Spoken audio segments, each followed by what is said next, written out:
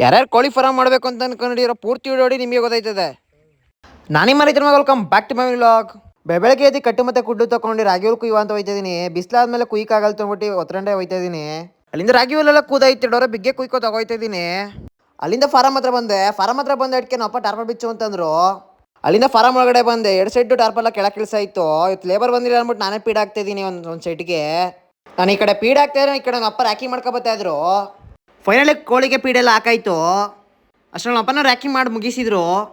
ಕೋಳಿಗೆ ಇವತ್ತು 18 ದಿವಸ ಎಷ್ಟು ಅವರೇಜ್ ಬರ್ಬೋದು ಅಂತ ಕಮೆಂಟ್ ಮಾಡಿ ಫಾರ್ಮರ್ಸ್ ಎಲ್ಲ ನೋಡ್ತಾ ಇದ್ದವರು.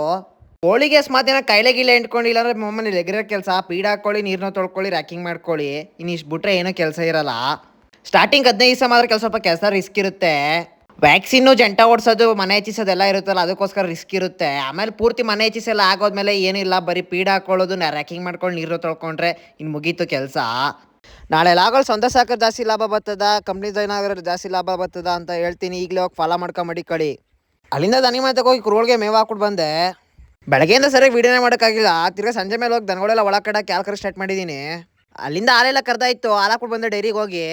ಇವತ್ತಿನ ಕೆಲಸ ಇಷ್ಟೇ. ಇವತ್ತು ಮೀಲಾಗಿಲಿಗೆ ಏನು ಮಾಡ್ತೀನಿ, ಲೈಕ್ ಮಾಡ್ಕೊ, ಶೇರ್ ಮಾಡ್ಕೊ, ಫಾಲೋ ಮಾಡ್ಕೊ ಮಾಡಿಕೊಳ್ಳಿ ಗಾಯ್ಸ್.